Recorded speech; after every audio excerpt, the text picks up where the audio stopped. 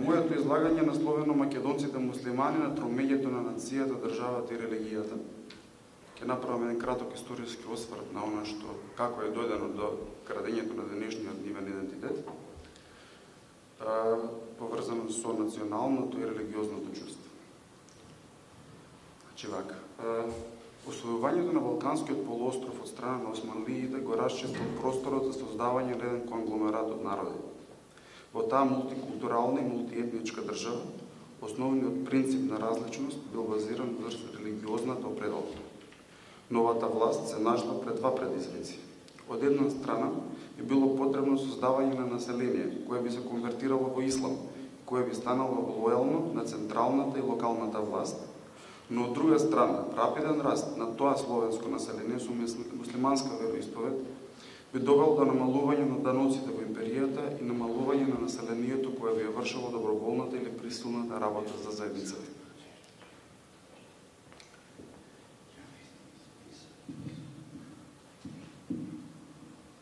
Според изворите, почетоците на процесот на исламизација во западните делови на Македонија се датираат конкретно на 16-тиот век. Во тој период, како против тежа на зачестените напади на албанските банди, властите започнале процес на исламизација во кој гаеле надеж за создавање на лојална локална заедница. Научниците кои го проучуваат процесот на исламизација се делат во две групи. Првата е составена од научници кои ја застапуваат теоријата на насилна исламизација која била проследена со убиства, силување и ограбување од страна на муслиманите во империјата. Втората група е составена од научници кои националниот сегмент помалку го истакнуваат и тврдат дека процесот на исламизација се одвивал најчесто по доброволен пат. И првите и вторите се служуваат дека основните фактори кои влијаеле на исламизацијата на населението во главно се нападите од околните банди, населувањето на колонисти кои имале муслиманска вероисповед, создавањето на мешани бракови, воспоставувањето на контакти со исламскиот свет пред одењето на печалба во империјата. Етимологијата на зборот торбеш има неколку теории за неговото создавање. Прво и општо прифатено е така нареченото нумеричко тврдење за создавањето на зборот. Оваа теза е базирана врз турските броеви 4 и 5, односно дорт и беш. Дори оваа претпоставка се дели на неколку правци или сегменти. Значи, првиот е оној во кој што се алудира дека одлуката за промена на верата кај македонците муслимани била проследена со добивање на 4 или 5 торби брашно или урда. Ова најчесто има пеоративно значење.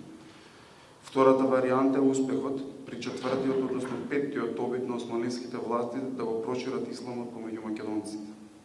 Нешто слично е и тврдењето дека македонците кои го прифатиле исламот знаеле да бројат само до 4 или 5 на турски и оттаму дошол називот. Втората теорија за потеклото на зборот торбеш има географска одредница и базирана врз селото Торбиште, кое што денес се наоѓа во рамките на Република Албанија.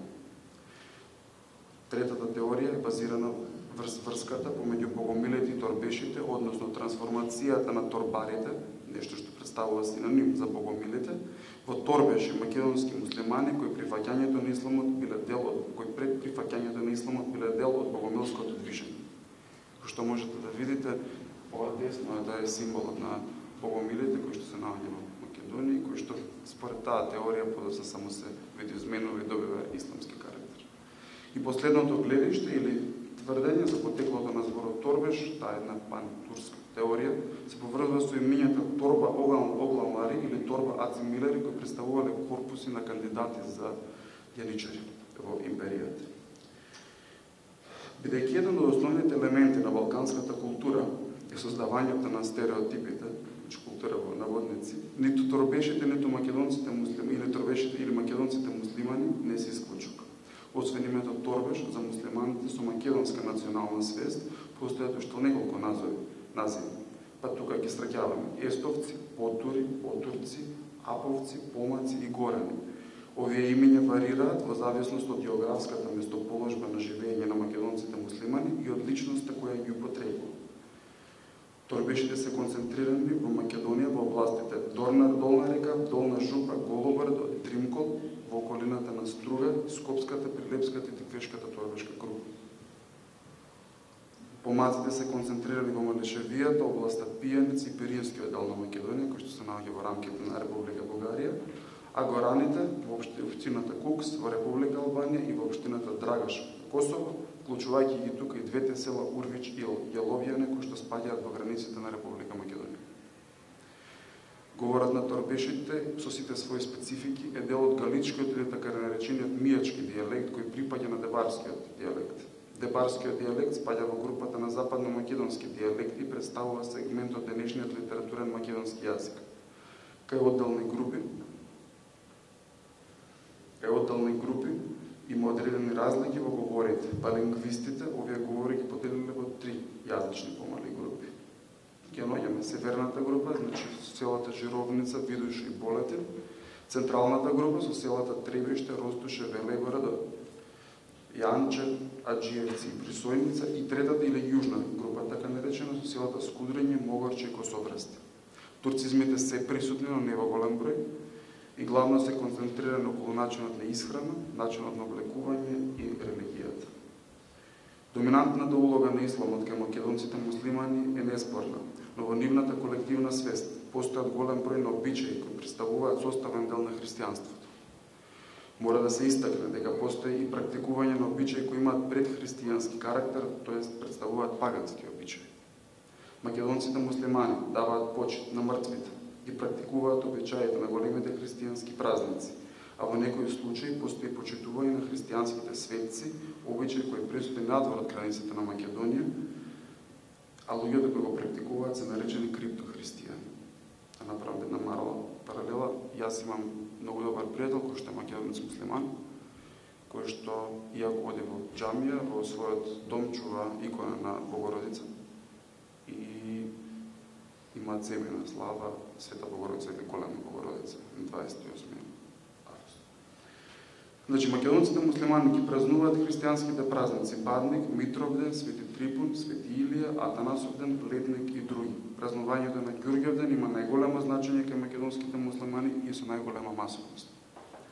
Специфичните елементи на идентитетот на македонските муслимани се плод на неколку вековно обстојување помеѓу македонците и албанците христијани, односно албанците и турците муслимани. Влијанието кое постепено наметнувале овие бројчано доминантни групи допринело тенденциите за зачувување на посебноста да резултираат со интровертно затворање на овие групи и изолирање од окружувањето. Таа изолација на македонците муслимани допринела тие специфични групи да ги задржат основните елементи на националниот идентитет, кој во комбинација со религијата ќе допринесе да се создаде група која со сите нејзини елементи ќе се издвојува по нејзината специфичност од околината.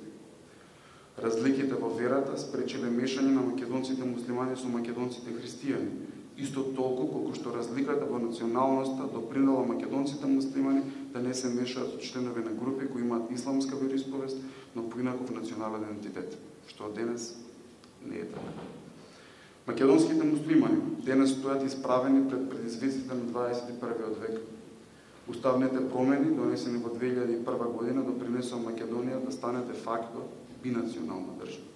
Жално е што мора да се признае, но македонците муслимани постојано се маргинализирани од страна на бројчано доминантните групи.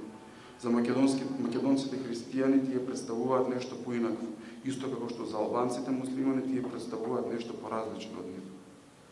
Заради лошите економски услови во кои живеат, тоа население живее генерално во рурални средини, македонците муслимани се приморени да додат на сезонска работа во европските земји, тука пред се мислам на Италија и Словенија.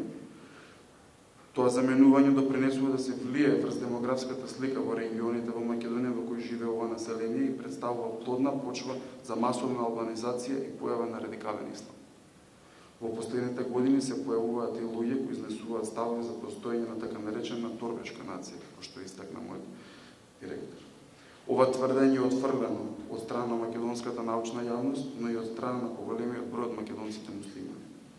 За ова население Република Македонија мора да покаже поголема грижа во зачувувањето на културните и обичајните елементи на овие македонци.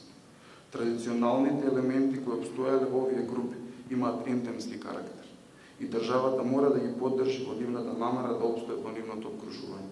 македонците муслимани представуваат нераскинлив дел од комплетниот македонски културен и духовен мозаик. Благодарам.